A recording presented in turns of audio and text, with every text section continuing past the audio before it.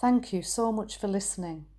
If you'd like to offer dana, then please do go to justthiszen.org/giving. Your support really does make a huge difference. Thank you so much.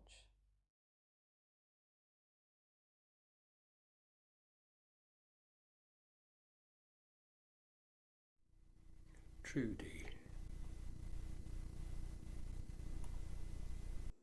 Thank you, John, and how very lovely to see everybody this morning. My work is loving the world.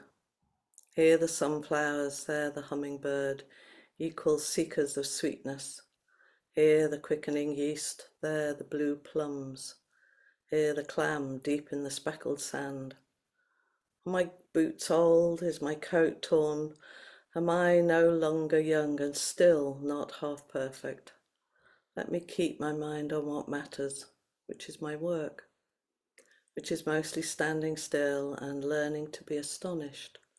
The phoebe, the delphinium, the sheep in the pasture, and the pasture, which is mostly rejoicing, since all ingredients are here, which is gratitude. To be given a mind and a heart and these body clothes, a mouth with which to give shouts of joy to the moth and the wren, to the sleepy dug-up clam, telling them all over and over how it is that we live forever.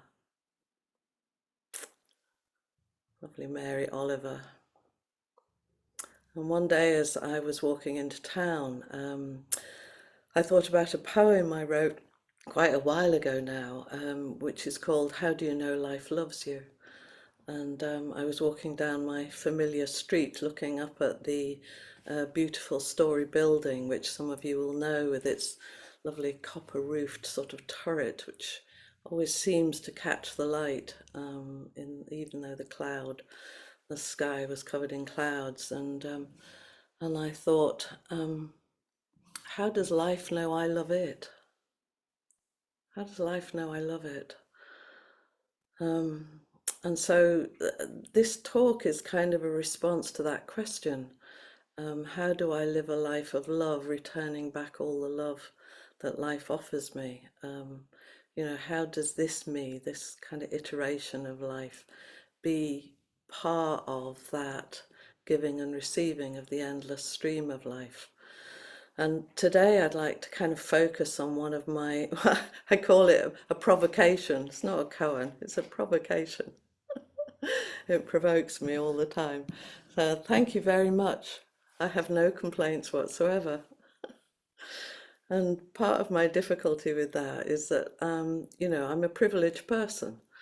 And though, as a woman, I'm pretty much affected by living in a patriarchal society, I do hold, a very small smidgen of status in that I'm, married, educated, I have a house, I work, I'm a parent, I tick a lot of the boxes for privilege. And I'm not part, at this moment in time, of a violently threatened minority, or one that is subject to, continuous microaggressions and hostility, outright attack. And I get very curious about how this particular teaching translates, and does it need to? The Buddha said that every life, every life, however, talk about privilege, he came totally from privilege. And it was his exposure to suffering that made him ask the question, how do we find liberation from this? So every life is subject to suffering. And when we're attached to, the outcomes of our individual lives, and we abide in the delusion of separateness, however privileged we are, there is suffering. And this notion of gratitude seems to be common across cultures and times and beliefs. And Meister Eckhart, who was writing at the same time as Dogen, said, if the only prayer you said your whole life was thank you, That would suffice. And there's a new age kind of gratitude thing, which some of you, will kind of know. And that's often being grateful for our privilege. I'm here, I'm alive, I'm well, I can wake up and smell the coffee. And in that moment, can I be grateful for my life, for this moment, and for all the ways that the coffee got to me, many of which won't have come from privilege. So as I'm sitting there enjoying my life and my coffee, can I hold in its warmth the fact of its journey and what that might have meant for other people? Can I offer a wholehearted thank you for everything that arises inside and outside? And I was laughing to myself as I was setting up, because I was thinking, can I be grateful for Wi-Fi sort of being on the glitch? It's like, oh yeah, okay, well, this is a great opportunity to see what this feels like. I don't know if this talk's going to make it all the way through. It's a bit of an adventure, and I am thankful for the possibility of just trying. There's another poem which is kind of different from Mary Oliver's, which is by W.S. Merwin. It's called Listen. I'm sure many of you will know it. Listen. With the night falling, we are saying thank you. We are stopping on the bridges to bow from the railings. We are running out of the glass rooms with our mouths full of food to look at the sky and say thank you. We are standing by the water, thanking it, standing by the windows, looking out in all directions, back from a series of hospitals, back from a mugging, after funerals. We are saying thank you. After the news of the dead, whether or not we know them, we are saying thank you. Over telephones, we are saying thank you. In doorways and in the backs of cars and in elevators, remembering wars and the police at the door and the beatings on stairs, we are saying thank you. In the banks, we are saying thank you. In the faces of the officials and the rich and of all who will never change, we go on saying thank you. Thank you. With the animals dying around us, our lost feelings, we are saying thank you. With the forests falling faster than the minutes of our lives, we are saying thank you. With the words going out like cells of a brain, with the cities growing over us, we are saying thank you. Faster and faster with nobody listening, we are saying thank you. Thank you. We are saying and waving, dark though it is. Under all circumstances, we're saying thank you. John Tarrant tells a famous koan this way, and he starts by saying, I'm not saying this is easy, and more often than not, we won't be successful at seeing hardship this way, but life is challenging enough all on its own. It doesn't need our resistance to add in the chaos. I love that. Life is challenging enough all on its own. It doesn't need our resistance to add into the chaos. So he tells this story. Once upon a time, there was a young man who was deeply unhappy. He had many good things in his life, but it didn't help. When he was at the end of his tether, he heard about a teacher who was reputedly a teacher called Sono, who was supposed to be good with hopeless cases. And so he made the journey to see her. He said, I'm very unhappy and I'm too restless to sit still and do a spiritual practice, and I'm too selfish to practice compassion and service. I reach for the next thing that I want, but when I get it, I'm not happy, and I'm always looking for the next thing, and I don't have a clue where to turn. But I'm told you deal with hopeless cases, and perhaps you can help me. You are my last resort. Oh, I'm glad you came, she said. I might be able to help, but you will have to agree to the practice I ask you to do. Well, okay, tell me then, he says, and I'll decide. Oh, no, she said. The deal is you agree to do what I say, and then I'll tell you what you must do. There is no other way. And because she was a teacher of great repute, he finally surrendered and said, okay, I'll do it, but I won't do it forever. So she said, try it for a year and let me know. A year? He said. She said nothing. I said, he was defeated. He said, okay, give it to me. She said, I'll give you the practice I do myself. Whenever anything appears in my mind or appears in the world, I say, thank you very much. I have no complaints whatsoever. He said, that's it. That's it. It'll never work. She said, you agreed for a year. Off you go. Thank you very much. I have no complaints whatsoever. So he left and she got on with her life. And a year passed and he reappeared and he asked for an interview. And he said, I told you, I knew it would never work with me. I'm still as unhappy, as selfish as I ever was. And she bowed and she said, thank you very much. I have no complaints whatsoever. And with her words, he felt an eruption in his chest and he began to laugh. And he immediately understood what she meant. And he laughed, and his happiness didn't subside, though it did become quieter after some months. Thank you very much, he told people. I have no complaints whatsoever. What an intriguing story. And of course, you know, many of us would struggle with that idea of whatever arises on the inside and the outside, you say, thank you very much. I have no complaints whatsoever. So it's led me a lot around investigating what do we mean by complain? What do we mean by complaining? Not just the gratitude part, but what does it mean to complain?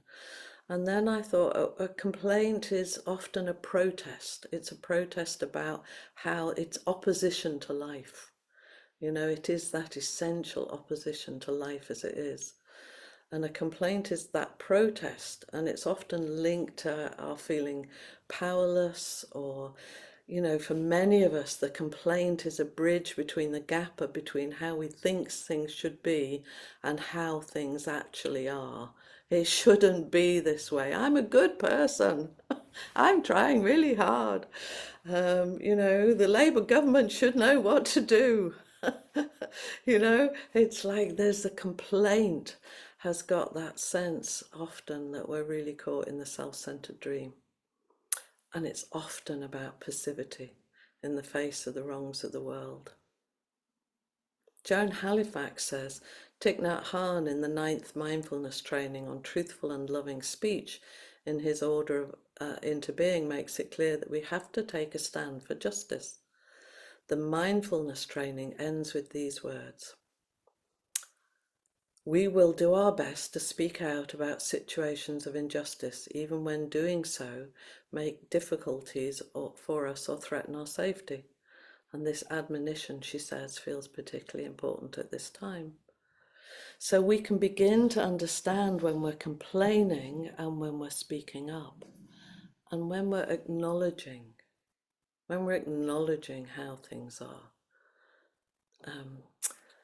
Choyam Trungpa said, I've never been able to find this quote again, but he said when he was asked about his cancer, he said it's perfectly okay, he said, and it fucking hurts. And that feels to me like the acknowledgement is not a complaint. And I think one of the things that happens so much in wrestling with this provocation for me is noticing that Flint, I've never heard Flint complain. I don't think I've ever heard him complain. And when something wasn't right, he just always seemed to kind of like, oh, okay, this is what we'll do.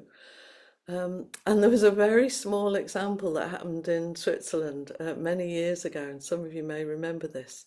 It was so tiny, but it really stuck with me in the way that these little moments do. Was the clappers had been mislaid or forgotten to be brought along, so we didn't have any clappers. And he just went round the building and he found two pieces of a child's wooden train set, which for the whole of that retreat were used as the clappers. Um, you know, and given the absolute appalling awfulness of many situations, it really feels like a tiny and slightly ridiculous example. But there was something that happened in me when I watched that. Something about seeing like it's not about finding something wrong with the situation. It's not about finding somebody to blame or finding something difficult. It's like, oh, okay, what do we do? Thank you very much. I have no complaints whatsoever. I might have actions I need to take. I absolutely will have things I need to acknowledge. But I don't have to find a complaint about it. Rosemary Watola-Trommer says in her poem Contentment, to be the seed and not wish to be the flower, or to be the flower and not wish to be the seed or rain, to be the rain and be grateful to be the rain, which is to say, to be the self and delight in being the self. And when I say self, I mean to know the self as seed, as flower, as rain. When I say to know, I mean to ever be in wonder. To not endlessly be wishing we were somewhere else or something else, or somehow it was something else. And some of you may know this, but there's a very interesting present day take on this from Marsha Linehan, who developed something called DBT, dialectical behaviour therapy. And it's a therapy specifically to work with people who previously had been seen to be unworkable with. People who struggle to manage really strong emotions and reactions. People who we might say are pretty caught in the self-centered dream. And I love it. She says she calls it radical acceptance, which also Tara Brach has really famously talked about. And her book, Radical Acceptance, is a brilliant read for supporting us in this particular practice, I think. Marsha Linehan says, radical acceptance is a distress tolerance skill. Imagine that. You can say to people, why do you sit? It's a distress tolerance skill. She says, while pain is part of life, radical acceptance allows us to keep that pain from becoming suffering. By accepting the facts of reality without responding by throwing a tantrum or with willful negligence, it's her target group she's talking to. In other words, it is what it is. This does not mean that we roll over and become helpless. Rather, we acknowledge that denying the facts of reality will not change the facts of reality, but will keep us stuck in this is unfair, why me and why now. Radical acceptance is not approval. It's not complicit or tacit approval, but rather completely and totally accepting with our mind, body, and spirit that we cannot accept the present facts if we do not like them. By choosing to radically accept the things that are out of our control, we prevent ourselves from becoming stuck in unhappiness, bitterness, anger, and sadness, and we can stop suffering. This is a therapy. Life can be unpredictable and at times overwhelming, no matter how unfair it feels, no matter the plans we have to change or the challenges you might face. We cannot change the fact that uncertainty and unexpected events can impact our lives. Completely and totally accepting this fact is still challenging and painful, but focusing on what we can control versus what we cannot can be liberating. This therapy is available on the NHS, I'd like to say. And she goes on to say, it frees us up from all the energy we were using to fight reality, and helps us to focus on how we can effectively cope with the situation and take care of ourselves. I'll post a link, or it'll come with this talk, because there's 10 steps. It's not just sitting. There's a whole 10 steps you can look at, and it's really interesting. I'm fascinated by how closely it sits to our practice. And when you read it, how far. Because it takes this as a really individual effort, and it takes no account, of course, because it's not essentially Buddhist. There's an argument there, but anyway, it takes no account of our co-arising, of there being no separation between us and the world. However, it does really point to one of the key aspects of acceptance, which is the deep acknowledgement of what's true and real for you. It hurts, it fucking hurts. I'm grieving, I'm mad, I'm irritated, I'm bored, I'm confused. I'm all of the many thousands and hundreds of things we can feel. John Tarrant, in his wonderful talk about this, went on to make a connection through a teaching from Linji, who was a monk in the 10th century, and it wasn't one I'd heard of. And I'd never heard it put this way, and it reminded me of that lovely talk that Josh gave about the Grand Hotel of Feelings. Linji said, whatever occurs, just take the position of host. Just take the position of host, and then wherever you are, your place will be a true one. And whatever appears, welcome it as a guest. And it's welcome for the time it leaves. It's here and then leaves and goes home, having been welcome. Imagine that we're all the host of the whole universe. We are the host of the whole universe, and we are hosted by the whole universe. You don't need an opinion about what is appearing, says John Tarrant. You can just enjoy the vastness of the moment that goes out into the galaxies.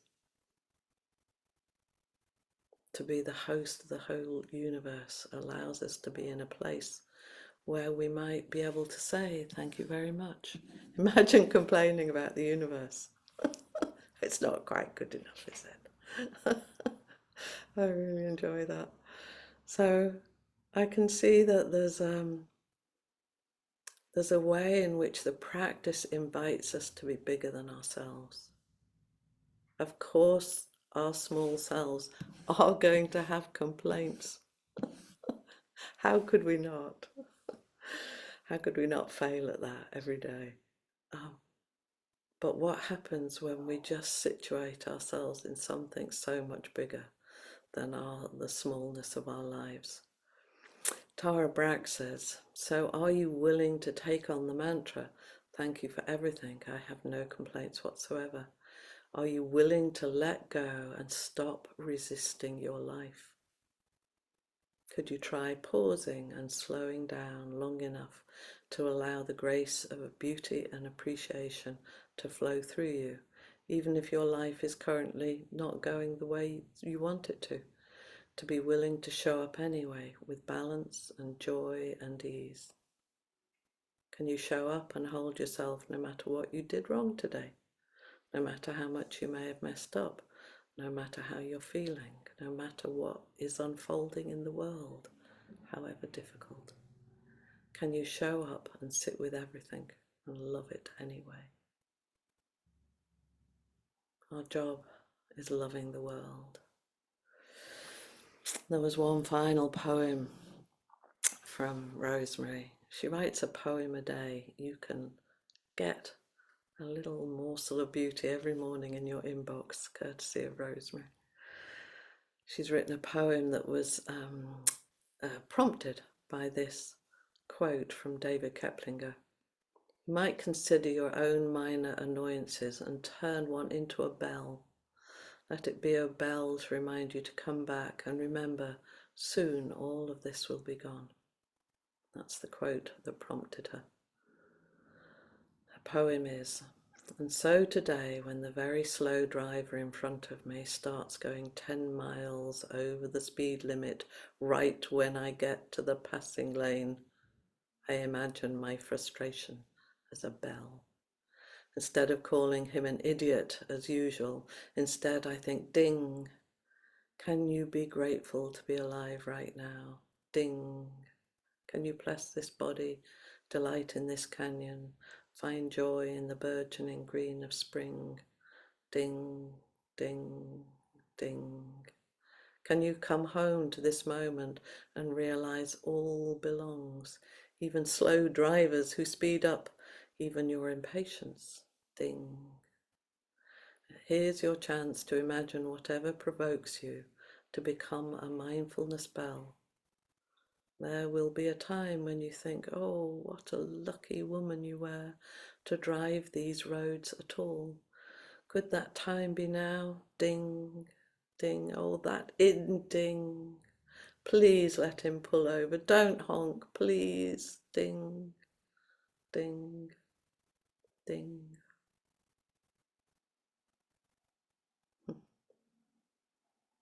Thank you.